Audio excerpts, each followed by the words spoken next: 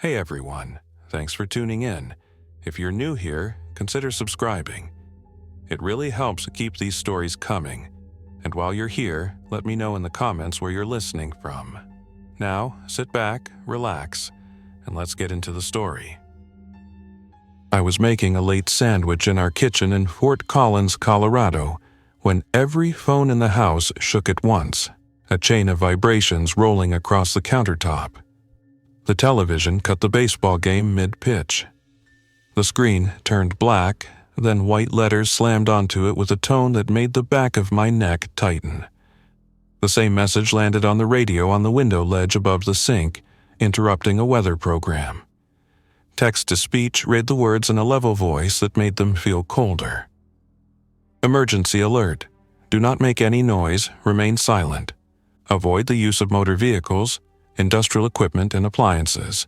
Turn off mechanical systems. No explanation at this time. Shelter in place. Await further instruction. The message repeated with a ticking crawl underneath. It listed counties, including ours, Larimer and Weld. It scrolled through the same blocks again, and the same voice read it again. I looked at my wife. Maya didn't say anything, but her expression moved from puzzlement to concern like a dimmer sliding down. Our daughter, Lily, was building a house out of cardboard bricks in the living room. She opened her mouth to ask what the beeping meant. I brought a finger to my lips. She copied the gesture, serious. The refrigerator motor hummed. I had never noticed how loud it was until that second. We are all surrounded by an envelope of sound that we tune out. Compressors, fans, the gentle hiss of gas and water, the furnace, the circulation of a whole house breathing. The alert made me hear it all. I walked to the breaker box in the garage, careful not to let the door bang. I shut off all the breakers that fed anything we didn't need. Kitchen outlets, garage door, dryer, disposal, furnace, central air. The house exhaled into stillness. The refrigerator stopped mid-cycle with a soft shudder. The only sound was the tick of the wall clock in the hallway, and somewhere outside the faint flow of cars on South Shields Street. The television spoke again. Softer this time because I had lowered the volume. Remain silent, stay indoors. Make no unnecessary sound. I am a maintenance supervisor at the University Center for the Arts at Colorado State University. Most of my days are spent in mechanical rooms and performance spaces, dealing with air handlers, variable frequency drives, and the fussy electronics of lighting rigs. Sound and the control of it is part of the job. We design quiet by isolating fans on neoprene pads, by adding flexible connectors to duct transitions, by putting dampers on door closers. But that is design work. This was our home. Carpets on hardwood in the living room, tile in the kitchen, drywall walls, double-pane windows that faced a cedar hedge. We were already more fortunate than many because the house was small and soft. Maya stood with her hand on Lily's shoulder. The baseball game never came back. The television cycled between the white letters and a seal with a banner that said Emergency Alert System. No one told us why. Silence rarely gets an explanation. We moved on instinct first. There was no plan. I pulled the batteries from noisy toys. Maya put a folded dish towel beneath the bathroom toilet seat so it would not slap porcelain. Lily's cardboard bricks went onto the rug. I damped the kitchen cabinet doors by threading a strip of felt onto the frames with painter's tape. We took off our shoes and wore socks. I walked through every room and touched the vents, feeling the last breath from the blower fade to nothing. We turned off the water heater at the basement switch and sealed the laundry room door with a roll of weather stripping I had left from a winter project. When we moved, we spoke with our hands. We used the simple gestures our daughter knew from her preschool unit. Stop, come, eat, bathroom, sleep, careful. It was awkward and slow, but it kept the air from moving with our words. 30 minutes after the alert, a dog 3 houses down barked. One sharp bark, then two. I felt it in my chest more than I heard it. The neighborhood had become a flat field of sound where any spike stuck out like a nail. The response was immediate.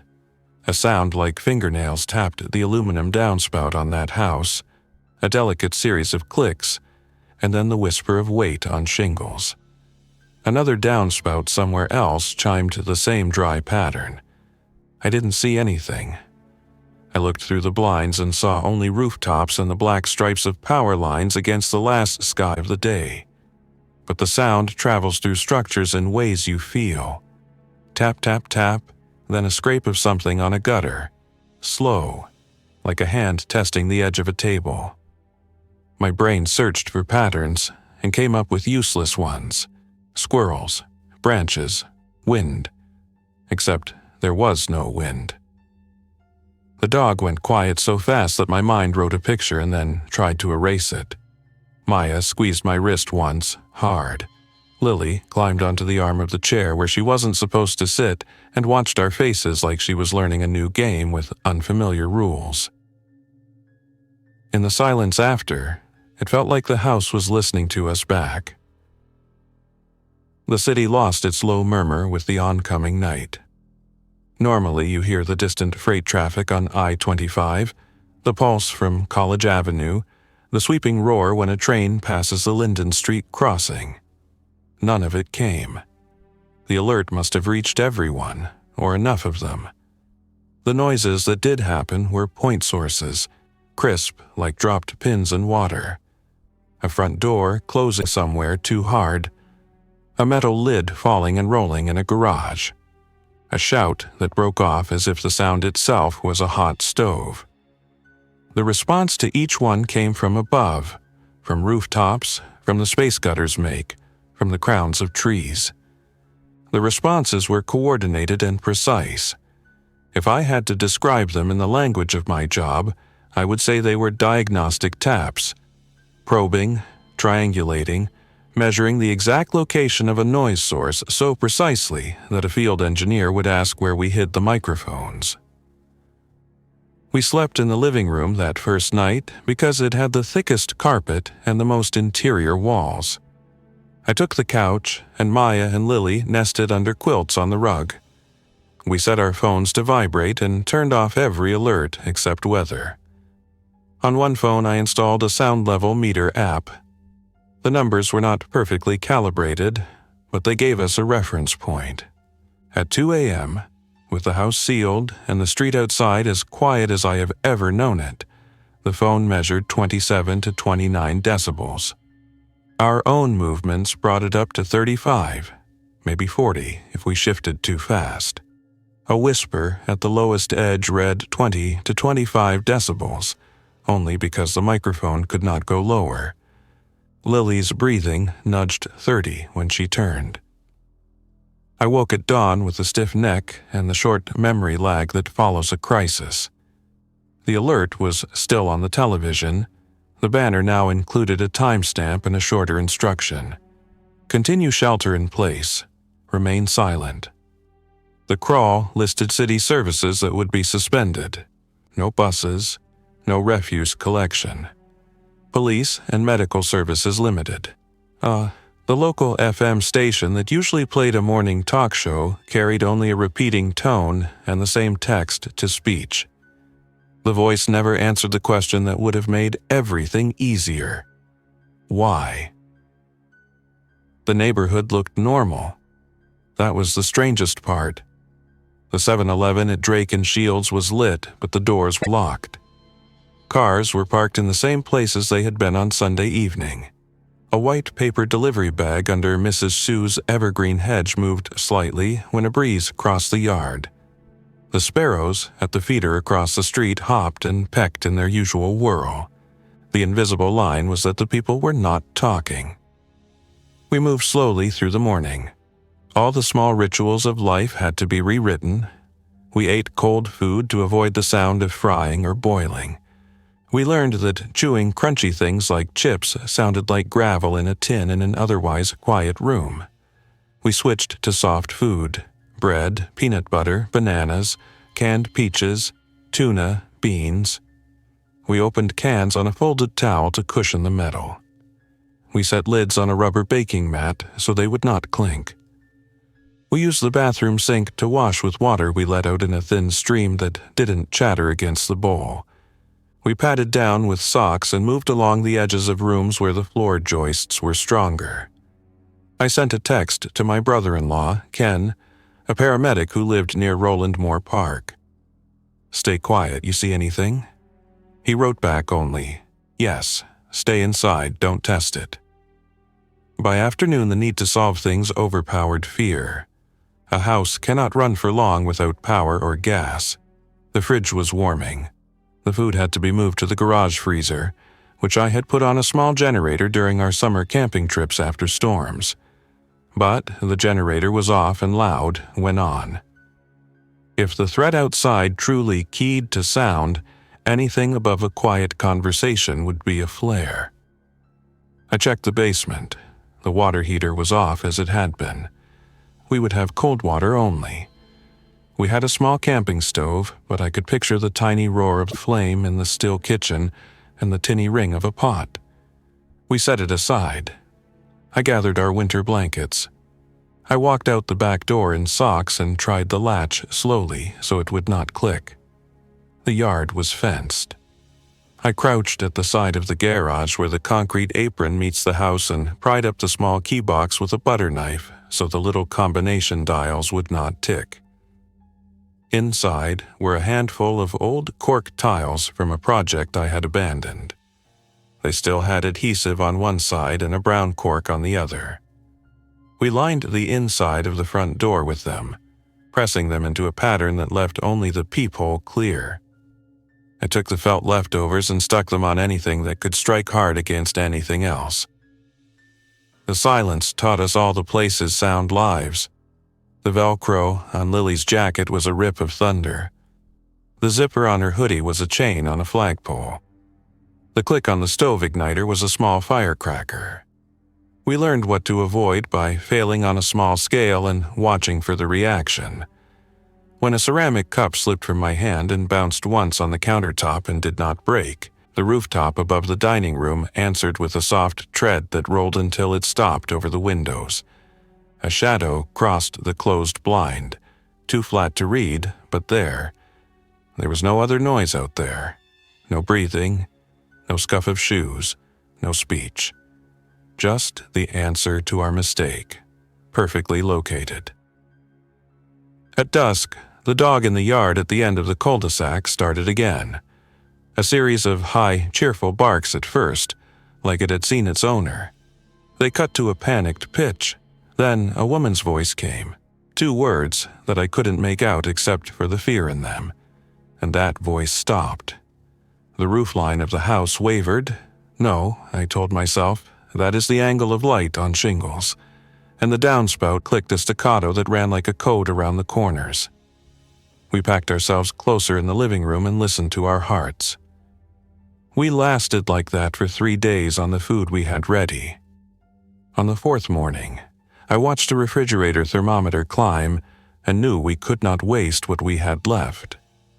I walked to the garage and pulled the car further into the bay by hand, inch by inch, so that the sound of rolling tires on the concrete would be no more than the pop of knuckles. I took a moving blanket and wrapped the garage freezer, leaving the compressor vents clear but covering the sides and lid to damp any panel vibrations. I ran an extension cord along the wall, securing it with painter's tape every foot so there would be no flapping section to flick against drywall when we moved past. I lifted the generator onto a thick garden kneeling pad and placed it behind a stack of old mattresses in the far corner. I built a 3-sided box from leftover composite decking boards and lined it with carpeting to make a crude baffle. I did not plan to run it long, just enough to crash the temperature down. When I pulled the starter slowly, the cord made a faint whip. I let it recoil like lowering a window blind by hand, controlling the return with my fingers.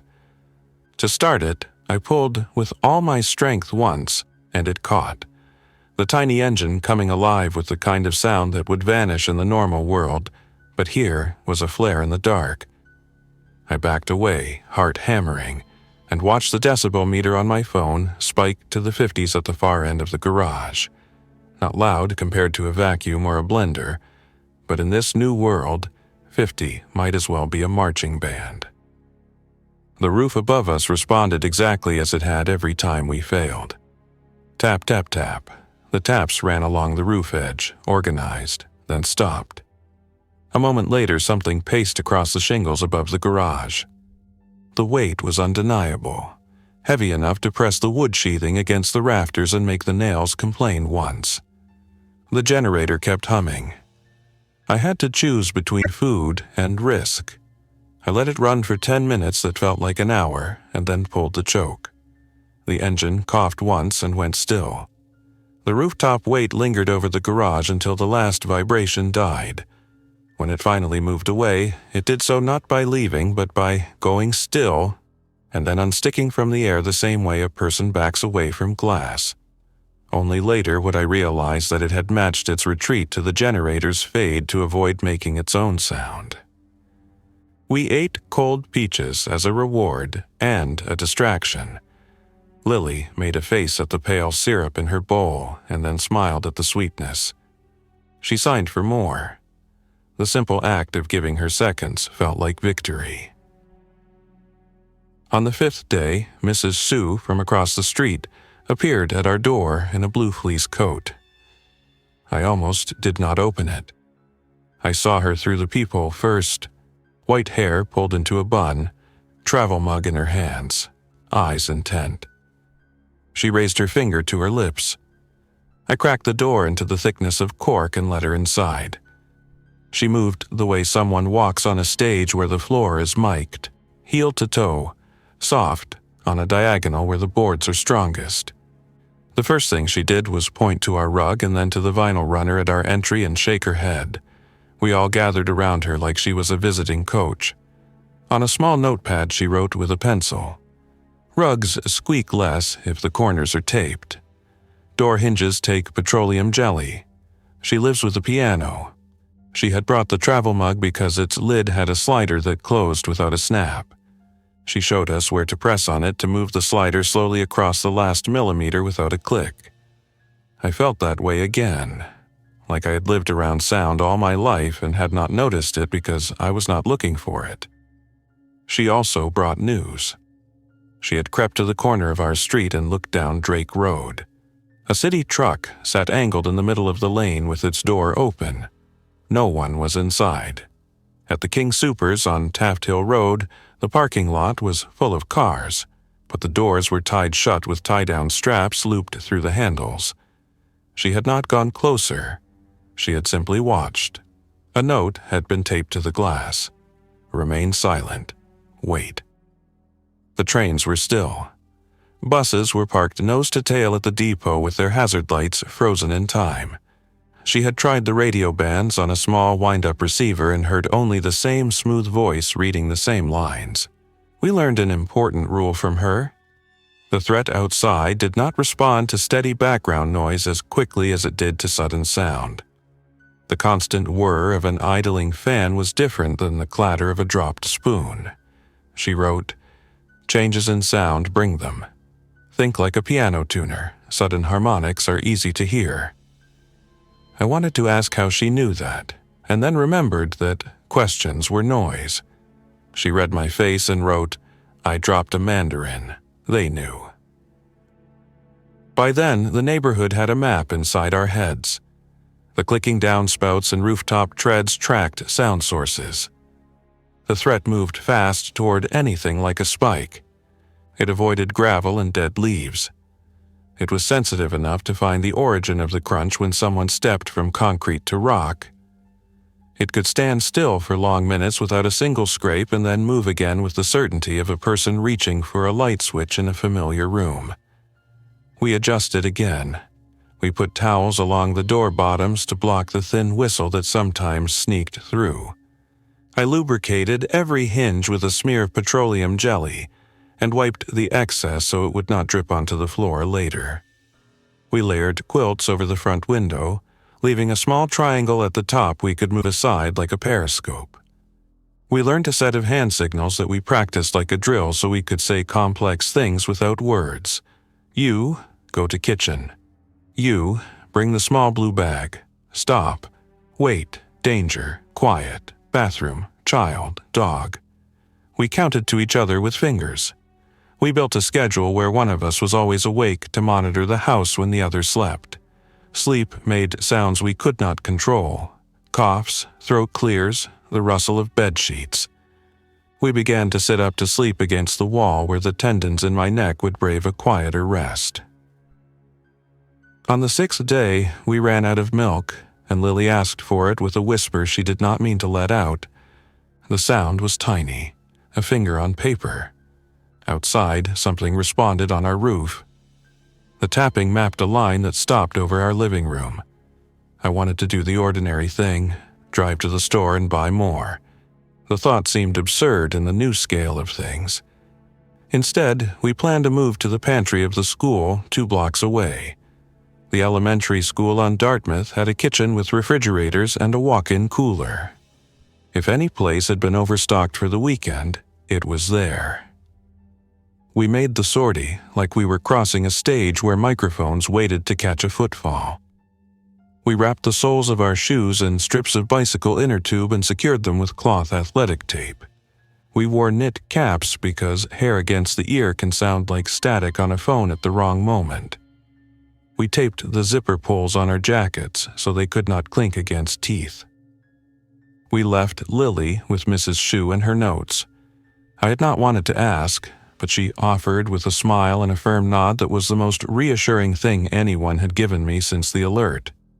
On a small index card, she drew a simple grid and assigned every square a hand sign, meaning so we could communicate with her through the window if we were separated. Maya and I put canned goods into a soft backpack lined with towels to keep them from clacking.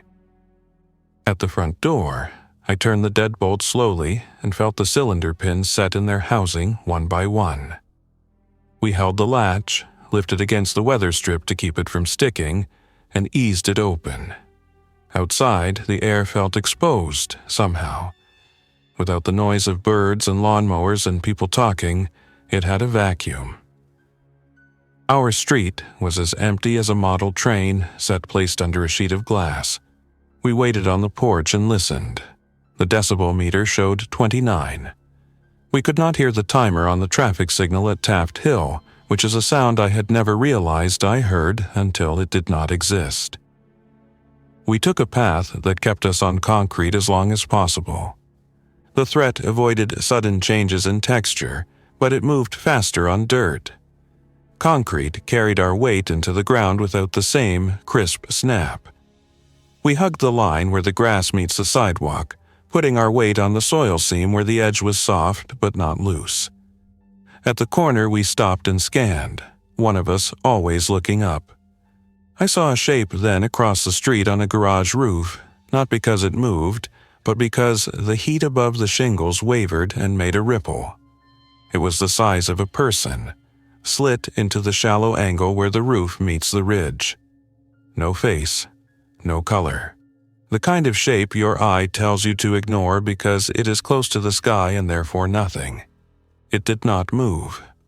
Only when a leaf detached from the cottonwood above it and slid down the asphalt shingles did it make a sound. Something like a finger moved across textured paper, and the shape near the ridge turned that way. It did not chase the leaf, it only marked the location.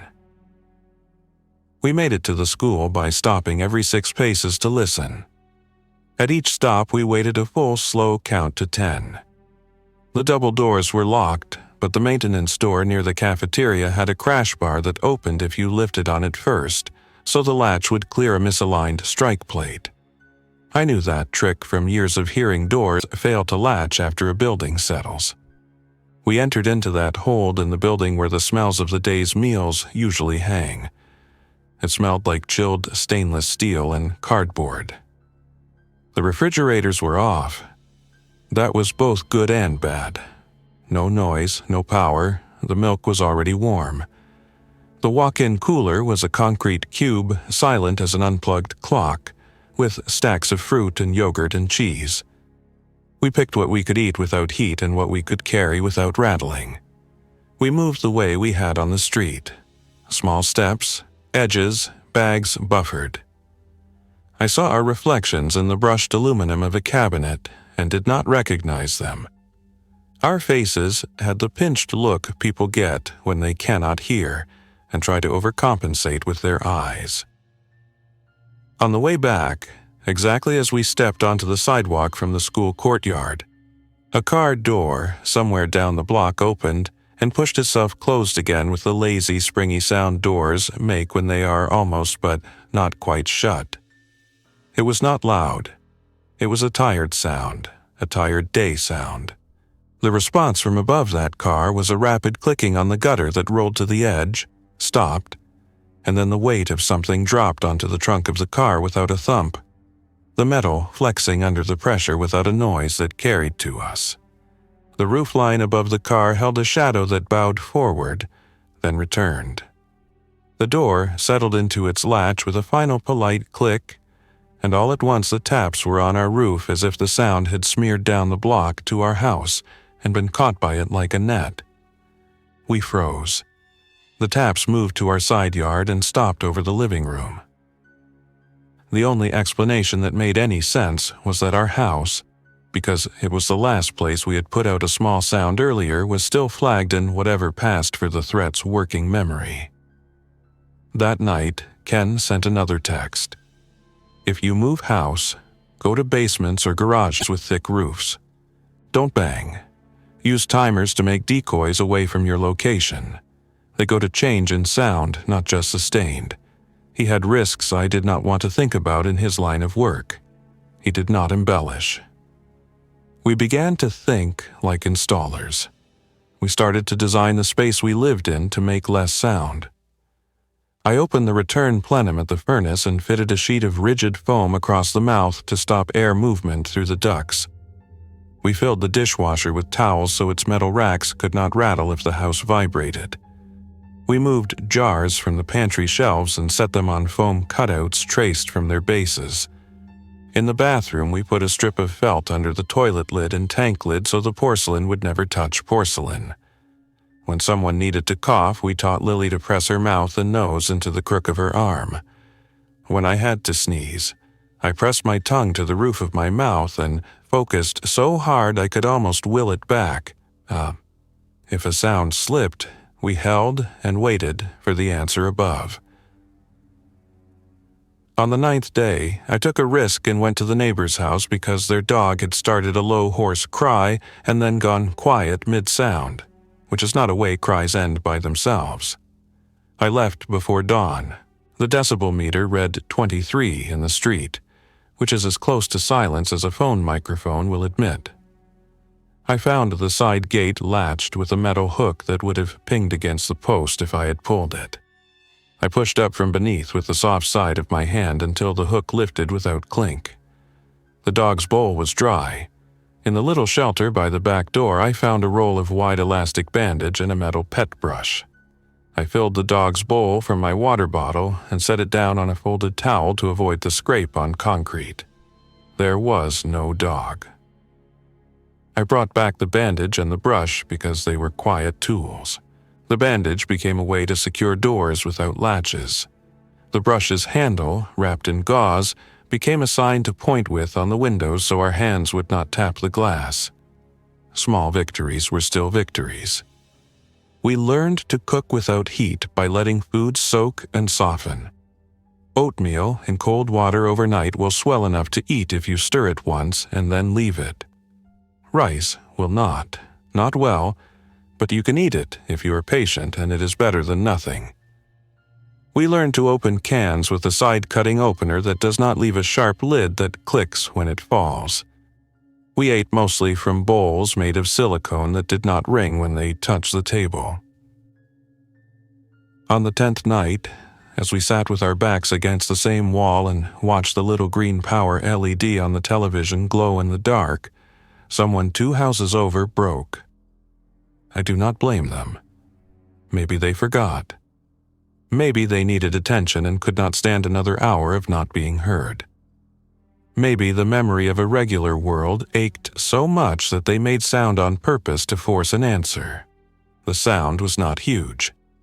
A stereo came on and played at the lowest volume the knob allowed, just loud enough to push notes into the space between houses like colored smoke. The song did not play long.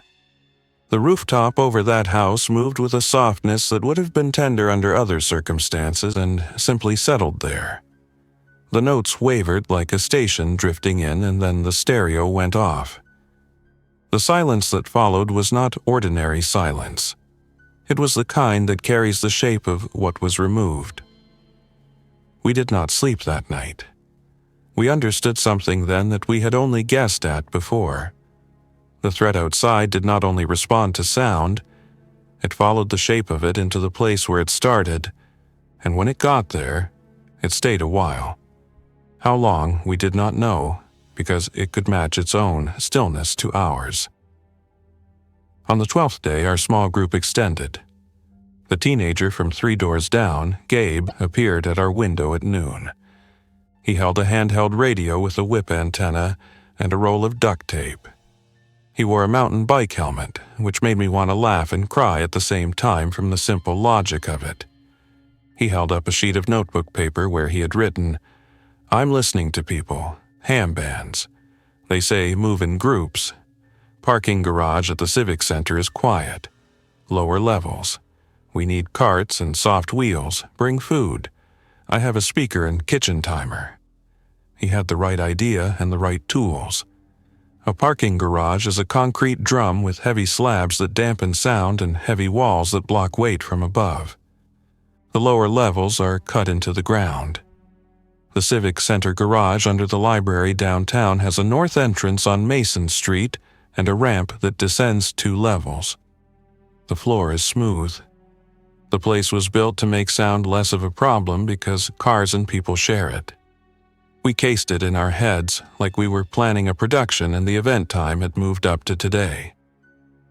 We spent the rest of the day building quiet kits. We packed what could be packed into soft duffel bags.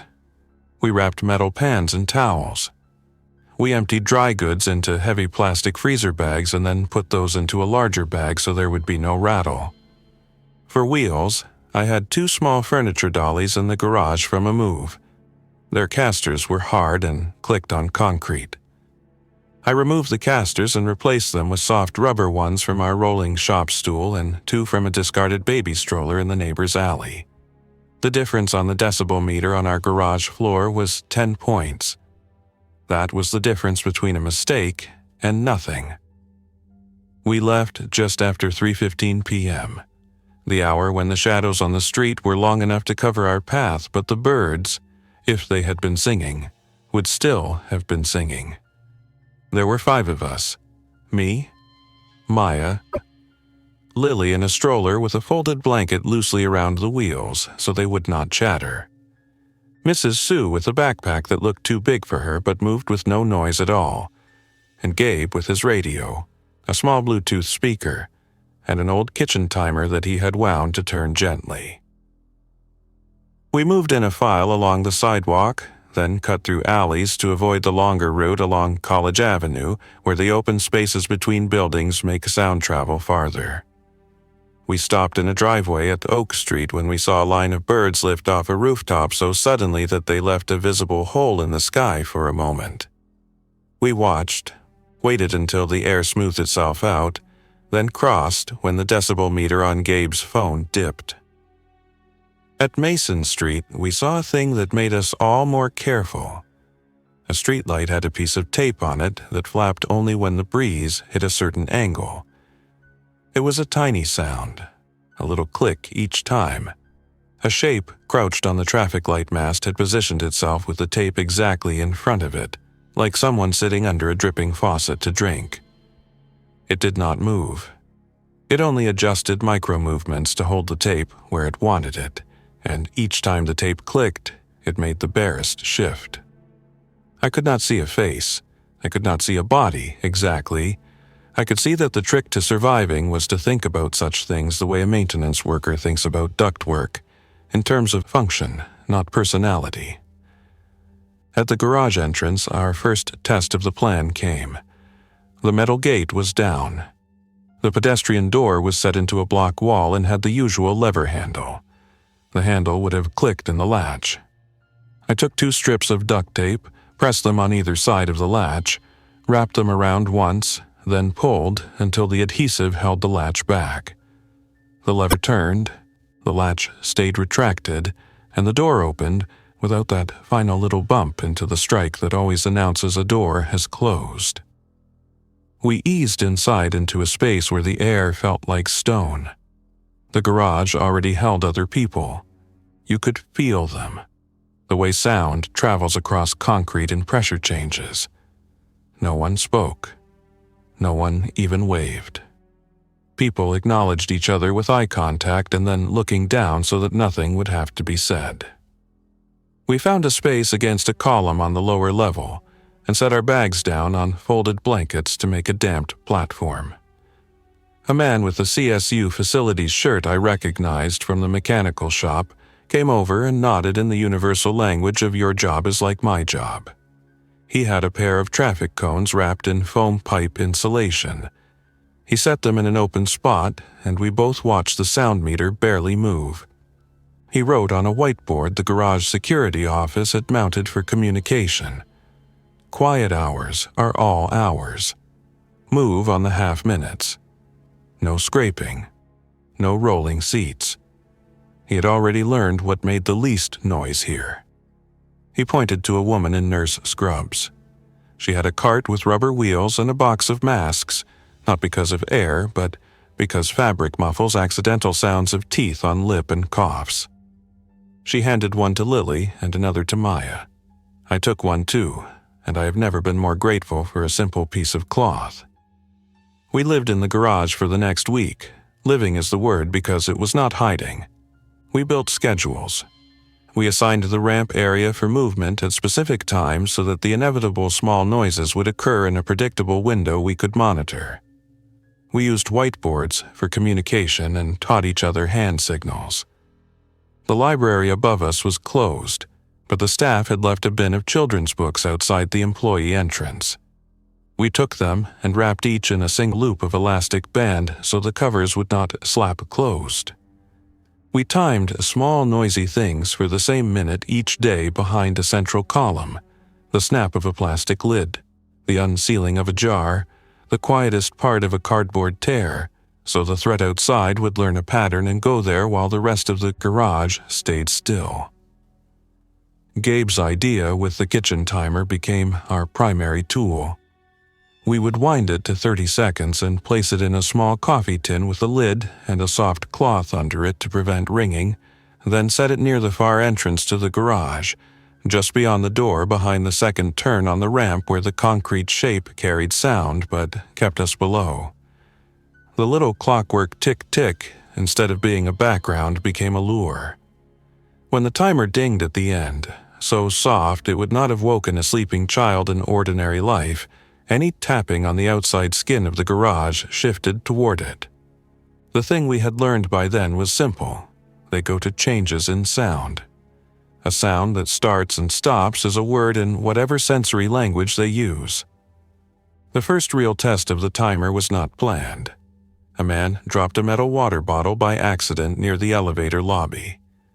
It fell in a rare way that objects sometimes do, a bounce that carries and makes a hollow oomph that is larger than the size of the object.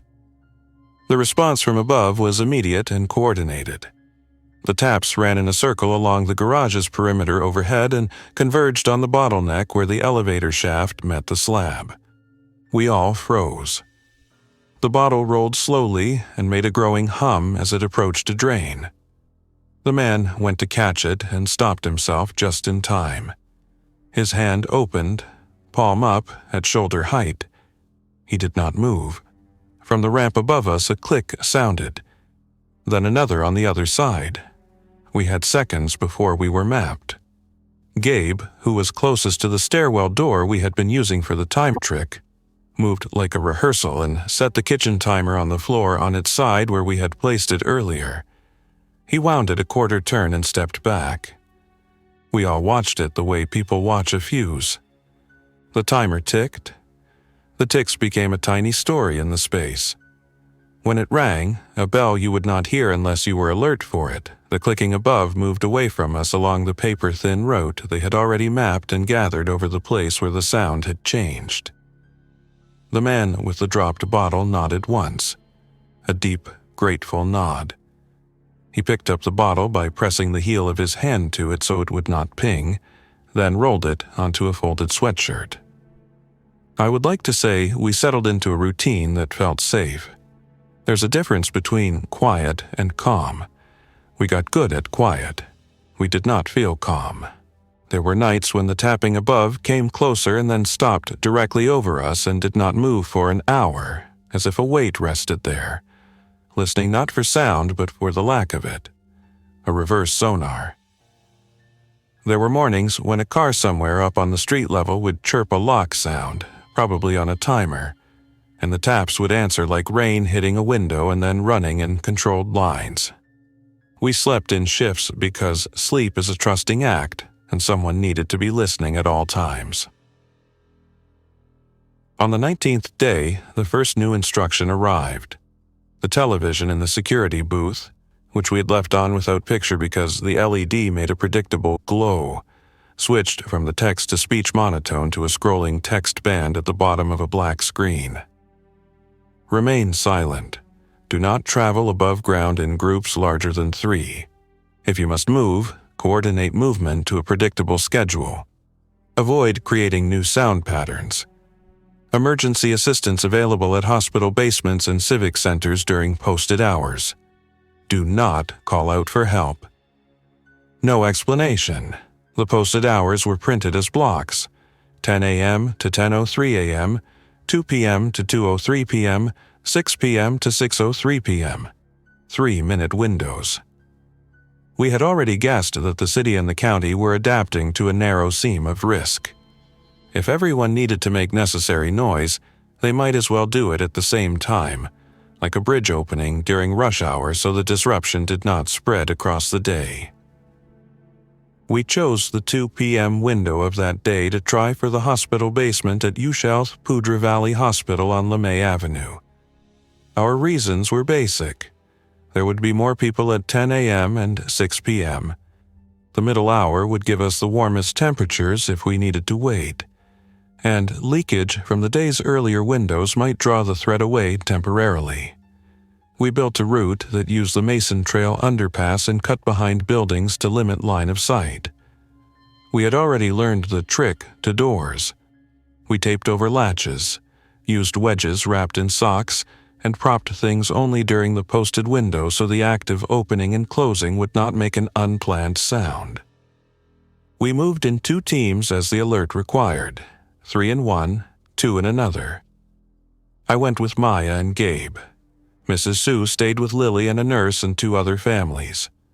They would come later if we signaled from the hospital that it was safe. We wore masks not for disease, but for sound. We carried the timer and the speaker in case we needed to make a decoy. We preloaded the speaker with a recording of a refrigerator hum at low volume. We had captured it before the first day ended, and a single 3-second burst of door latch noise because the threat keyed on change. The idea was to throw the speaker if we were cornered and play the 3 seconds of latch at a distance to draw attention, then follow with a small hum that would flatten the change and hold it for a few seconds as an anchor. The plan worked on paper. Plans have to meet a corner at some point. Ours did at the loading dock behind a clinic on our route.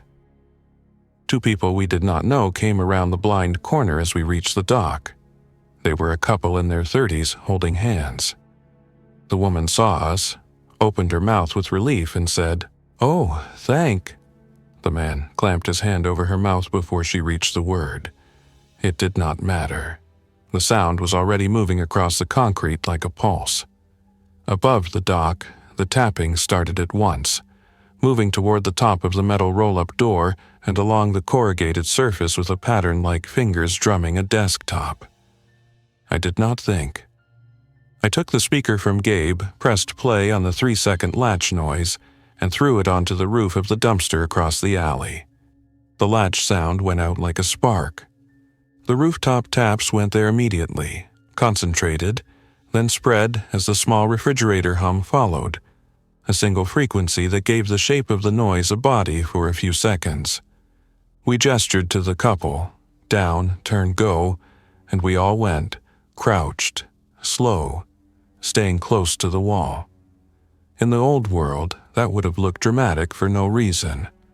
In this one, it kept footsteps on smooth ground and avoided loose pebbles that would have marked us. We did not make the 2 p.m. window that day. We hid in an employee stairwell until the taps moved away. We returned to the garage and tried again at 6 p.m. We succeeded then because the hospital had learned the same trick we had. Concentrated sound at certain times is easier to guard. At exactly 6 p.m., a low chime sounded in the hospital's parking garage under the main entrance. A nurse with a clipboard and a thick canvas apron met small groups and guided them inside with hand signals and arrows taped to the floor. The basement halls were quiet as libraries. People moved close to walls. The only place anyone talked was in a small interior room with thick doors and acoustic panels on the walls. A person at a desk there took our names and wrote them in neat block letters on a roster. She asked with her eyes if we had any injuries. We shook our heads. In that room, we finally learned what others knew and what no one on the televised alerts was willing to say out loud in a way that would be recorded. A maintenance worker drew a diagram of a house on a whiteboard and marked the rooftop and the downspouts. He tapped the drawing with his marker with the body language of someone who had tried to measure something that refused to be measured. He wrote, "They map changes, not decibels. Changes." He wrote, "Avoid doors, avoid glass, avoid loose gravel." He wrote, "Do not cry out even if you need help." The nurse's eyes softened at that line, and then she put a hand on his shoulder for a second like a steadying clamp. The plan that came next was not mine. It was the city's, or maybe the hospital's. It was printed on paper because paper is quiet. It called for coordinated moves across the city during the 3-minute windows, moving people from houses to basements and garages with concrete overhead. It called for staggered food distribution from places with quiet access. The beer distribution warehouse on Link Lane, the university food stores, certain school kitchens, the loading docks behind groceries that had double doors with soft seals. It asked for people with skills to volunteer. It listed in quiet text medical, electrical, plumbing, mechanical, carpentry, childcare, special needs care, animal handling, counseling.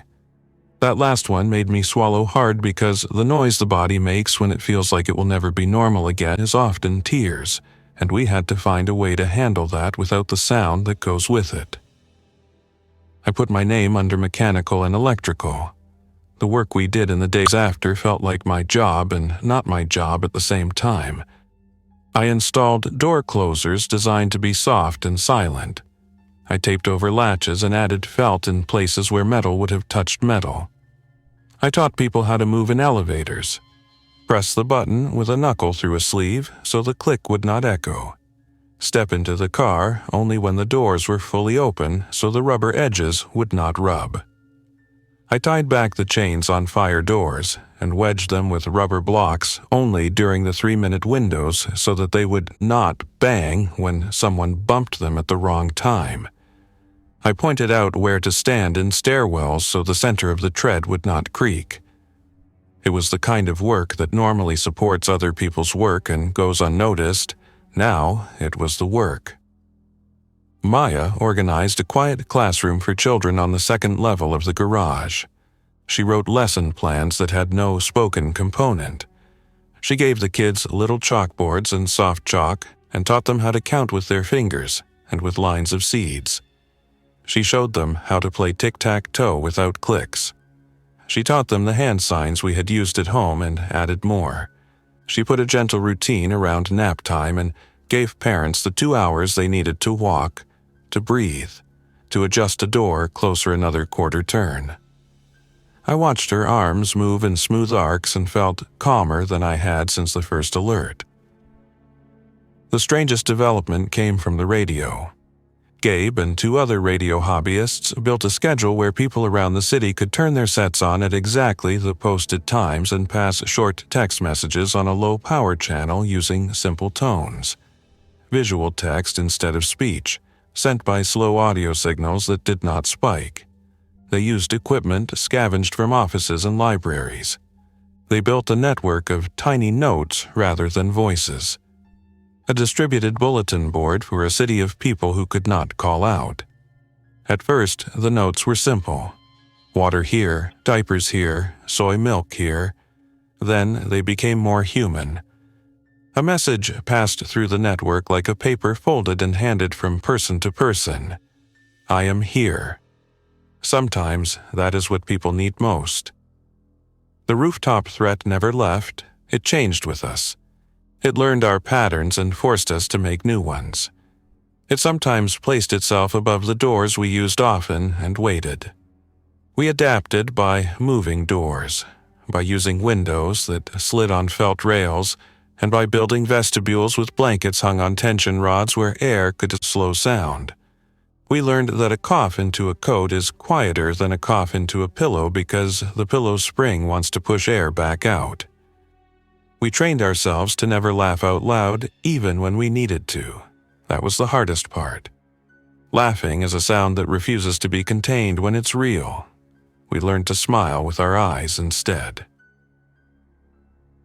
On the 26th day, Ken arrived at the garage in a group of 3, 2 nurses and him. He signaled to me over the heads of our small crowd with a hand that shook once. He had a bandage on his left forearm and the kind of controlled tiredness that medics wear when they have been working at the edge. He put his forehead to mine like a greeting, and we stood that way for a long breath. The smell of antiseptic and concrete between us. In a small room with acoustic panels, he wrote to me, "We will not get an explanation soon. The best plan is to keep quiet and move people to layers of concrete." He had seen a child who cried when a balloon popped and watched as the rooftop above mapped that point from 4 directions at once. The child was fine because a nurse placed a rolling cart between the sound and the door at exactly the right time, and the shape above went to the cart first. Decoys save people in the new rules. By the 30th day, we had built a life whose boundary conditions were quiet and schedule. We set up a clinic where the loudest tasks happened at the exact minute the alerts allowed. We built a community kitchen where the only sound was the gentle tear of plastic and the soft thump of bread in a bin. We ran extension cords between battery banks in a way that did not let plugs click. We collected rainwater in soft bladders rather than metal barrels. We took turns on lookout, not to watch, but to listen. We programmed ourselves to feel the difference between the silence of a place where nothing is and the silence of a place where something listens. We got very good at quiet survival. I do not know what the threat is. I have theories that do not change my action plan, that something sensitive to pressure waves moved into our space and found our noise interesting, that a drone network with excellent microphones was set loose and trained on human patterns, that something we cannot see would prefer we don't disturb it. I do not know why the city and the county never published a reason. Maybe they know and cannot say it because the telling would make the wrong kind of sound. Maybe they think the reason does not matter now. This is what I do know. We can learn to live inside a different envelope of sound. We can anchor to schedules and make our necessary noises in small windows and then respect the quiet the way a person respects a line painted down the middle of a road. We can design for silence the way we once designed for convenience and speed. We can train children to place blocks on carpets and reward their soft steps with the same pride we once reserved for sport. We can share information with whiteboards and pens and radios that whisper instead of shout. We can watch each other's faces and tell entire stories with the curl of a finger. We can be careful. and careful is a kind of love. This morning, 32 days after the first alert, I stood at the edge of the Civic Center garage ramp and watched the click of sunlight move across the concrete to the mark where we had drawn our schedule in chalk. The decibel meter read 28. The rooftop above the street beyond that little concrete mouth was still. I could not see anything there, and that is fine. I do not need to see something to know it is present. I lifted my eyes up through the square where the ramp meets the sky, waited until my watch hit exactly 10 a.m., and opened the acoustic door to the receiving room so a volunteer could load in 2 boxes of supplies without a single extra sound. When the watch ticked 10:03 a.m., we closed the door, and the world returned to the way it is now. There will be days when we make mistakes. Someone will drop a jar. A child will cry. A timer will not ding at the right moment. When that happens, we will follow the rules that keep us alive. Hold, listen, do not add a new sound, send a decoy when needed, and let the change pull the attention away. We will move in threes. We will rest. We will learn. We will survive. I used to think of quiet as the absence of life. Now I think of it as a space we fill on purpose, like a room we build together. The structure is simple. Thick walls, soft edges, safe windows, steady schedules, and people who look out for each other without saying a word.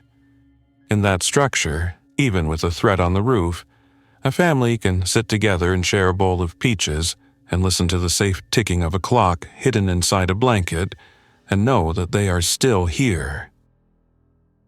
Thanks for listening. If you enjoyed this story, don't forget to like and subscribe. Your support keeps these creepypastas coming. Until next time, stay alert, stay safe, and never ignore the feeling that something is watching.